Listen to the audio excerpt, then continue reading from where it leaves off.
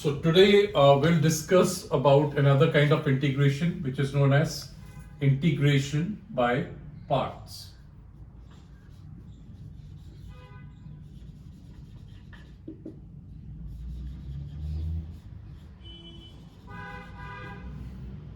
Integration by parts. Now this method primarily deals with those integrals where the integrand or the integral which is to be integrated is itself is made up of product of two functions. So we have integration of product of two functions, first into second here. So we have a specific formula. It is the first function multiplied by integration of the second function minus whole integral of differentiation of the first function into integration of the second function. This formula is known as the formula for integration by parts. Now, as you can observe, we have integration of second function appearing twice. So just be very much careful that the choice of second function should be made in such a way that its integration is known to you very easily. A right choice may lead to the final answer. A wrong choice, with a wrong choice you may be stuck somewhere in between. So is there any specific method with the help of which we can decide which function is to be taken as the first function and which to be taken as the second?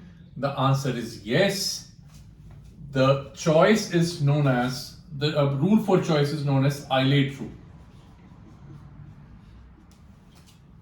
In this rule, I stands for inverse trigonometric function, L stands for logarithmic function, A stands for algebraic function, T stands for trigonometric function, and E stands for exponential function.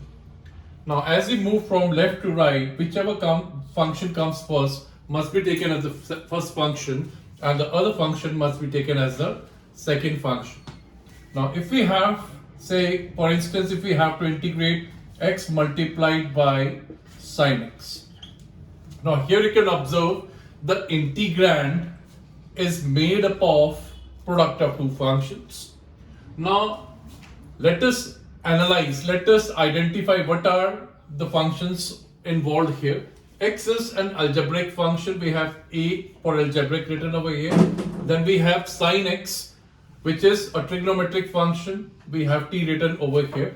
So as we move from left to right, algebraic function A comes first. So algebraic must be given the first preference. It should be taken as the first function. And after the trigonometric function appears, so we take the trigonometric function, that is sin x, as the second function. Now this is time to feed 1 and 2, the functions for the first and the second portions that we have decided. So initially don't go for integral, simply feed the function. We have the first function, so for that we write x multiplied by integration of the second function. Second function is sin x, so we simply write sin x for it, minus integration of d by dx of the first function. First function is x, so I write x here, into integration of second function. Second function is sin x here, and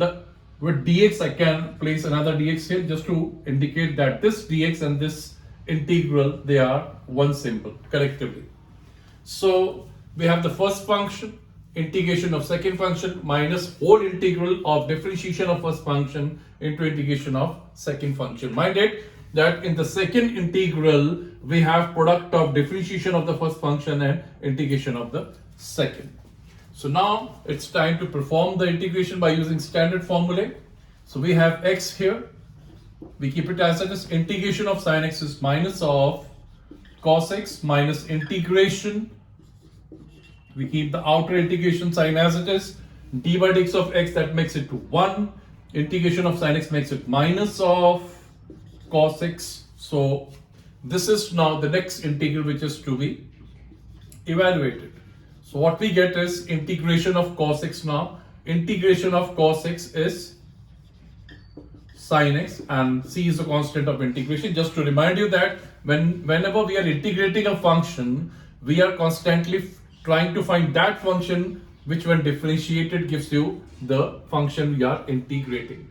So we have a function sin x whose derivative is the function which we are trying to integrate here. So integration comes out as sin x and plus of c.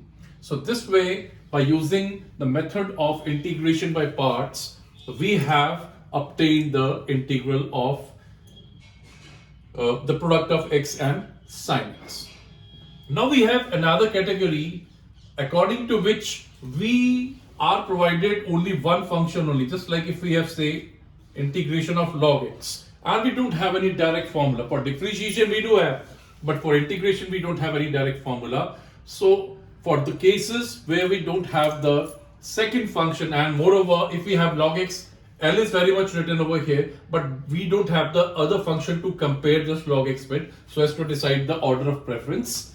So in this case, mind it, we need to take one as the second function this way, and now log x is given the first preference, this one is always taken as the second function here, and we perform the integration by using the formula above.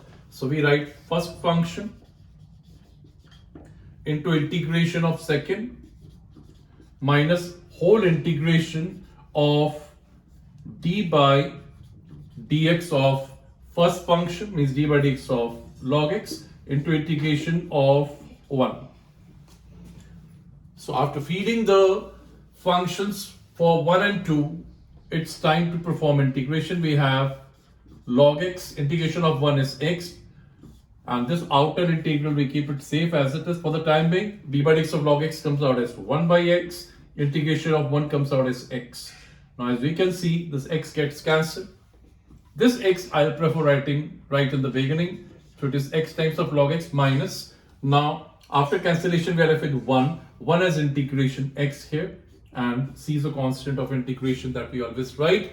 So integration of log x comes out as x log x minus of x plus